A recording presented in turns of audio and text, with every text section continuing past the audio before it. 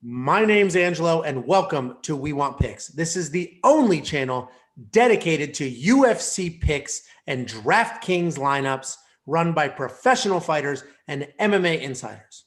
Every week, I join Nick Newell, professional fighter, professional model, and ESPN Top 10 guest, along with Dan Kramer, UFC fighter, Bellator fighter, Ultimate Fighter alumni, and Jacob Lyons, a skinny kid from Indiana. And we break down every single fight, the betting odds, the DraftKings picks, and we set you up for success. Next up at UFC 259, we have the first title fight of the evening. We have Petr Yan defending his bantamweight title against Aljamain Sterling. This is the most interesting of the three title fights, in my opinion. Aljamain seems to be sort of the darling of the card, the most live underdog in the three title fights, which is very tricky against somebody who's been as dominant as Peter has. So, Nick, I'll let you go. How do you think this plays out? I mean, this is definitely the closest of the three, in my opinion. The way that Aljamain Sterling just styled on Corey Sandhagen was insane. That was like as perfect as a fight can go. When you look at a fight and you're like, a perfect fight, that was amazing. With that said, I'm going with Yan. Things that concern me, not that I care, I'll actually root for Aljamain Sterling because I like him a lot as a person. I don't really know him personally, but I've always been a fan. He did outwork. He will outwork you. He outworked Jimmy Rivera in their fight and won on the feet. He outworked Pedro Munoz in that fight and won on the feet. So he's very, very good on the feet. Petr Yan's power is crazy. He does kind of like that Thai style stance.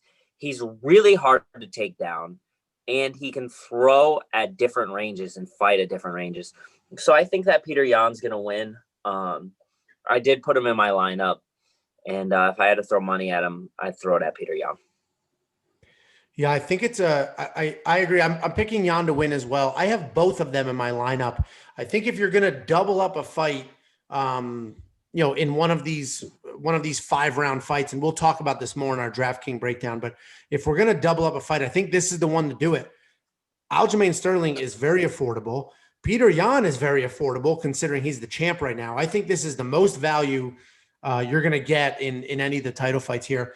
Petr Yan is interesting though. So I agree. His power is absolutely insane, but he has been, in his fight against Jose Aldo, obviously it was a gruesome fight towards the end there, but in his fight against Jose Aldo, Jose beat up his legs a little bit and had a nice, was doing well. And Petr Yan made those adjustments and adjustments that we didn't see in last week's fight with some calf kicks in the Munoz fight. So he made adjustments there. And then we saw him get beat up a little bit by John Dodson and he made adjustments. So I think Petr Yan has crazy power.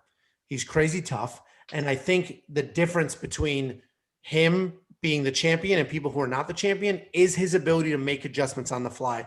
If Aljamain throws things at him that he didn't expect, or he's losing some of the grappling exchanges or whatever it is, I think he will make adjustments and figure out how to win. And that's what he's been doing in the past. So Dan, I'll go to you.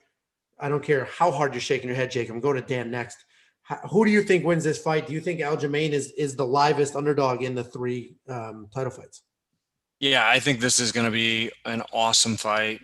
I mean, there's multiple potential fights of the night on this card, but I think this is definitely one of them.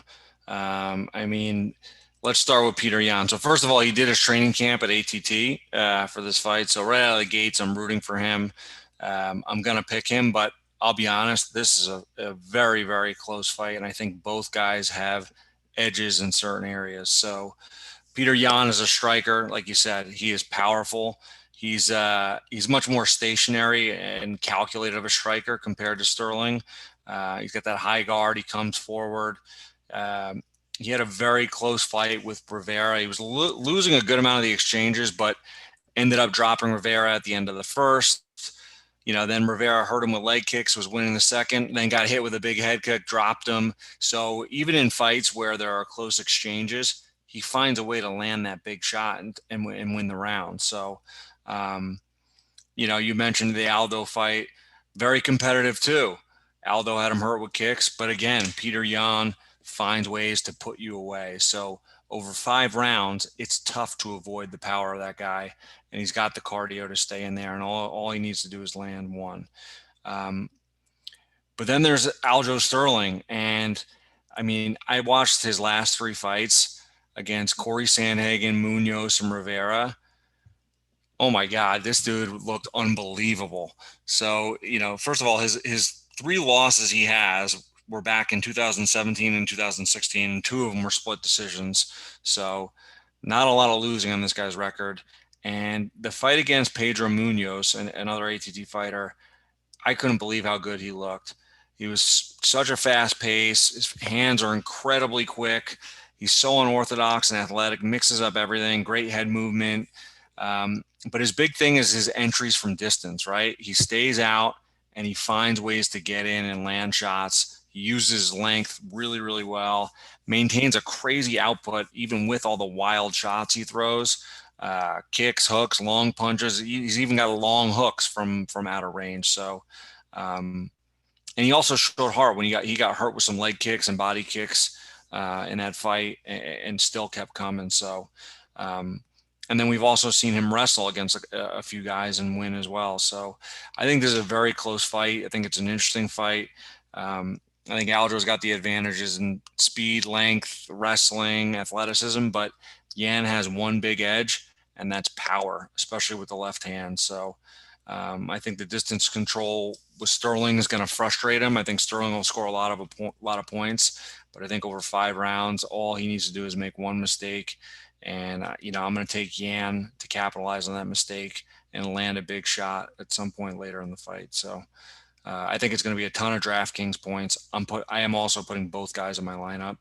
And I'm picking Yan, the ATT guy, but I think it's going to be a hell of a fight. Yeah, so Jacob, you're shaking your head. I'm assuming you're the only Aljamain Sterling pick out of the crew here. I think that on a pay-per-view card from now on, I should get 2 locks of the week. This is my backup lock of the week, Aljamain Sterling. And it comes down to intangibles. Petr Yan did not beat the champ to be the champ. He beat a champ, but he did not beat the champ to be the champ. And this is his first title defense. Those are usually the toughest fights. There's a lot of pressure. You're the champ. You're expected to win. Those are tough mental warfare fights for someone to go through. Title defenses are tough. That's why not a lot of people actively defend their titles. Aljamain Sterling, and I think another part is when you are the champ because you force people to fight your way, right? You can't. Aljamain Sterling is not going to fight the way that Petr Yan wants him to fight. There's just no way. He's going to do his own thing, and he's going to fight his own fight, and he's going to find a way to get it done. Aljamain, I originally doubled up this fight in my DraftKings lineups, but then the more I think about it, I think Sterling I think he's a better fighter. I just think he is a better fighter. He's fought, the same level of competition, and Yan, he is the champ, but he didn't beat the champ to be the champ. So I think Aljamain Sterling gets it done. He's in my lineup, and I would put my money on the 105. Either way, ton of fun. I mean, this card, I say this at the end of all of these. This is a fantastic card, and this is another really fun fight. So let's see what happens on Saturday. This is probably the fight I'm most looking forward to because, Jacob, you're not wrong in a lot of things you said. Like, his style is going to be tough to deal with for anybody. I just think over 5 rounds, we'll see. He's athletic enough and he's had the cardio so far, but at one point he makes a mistake with his hands down.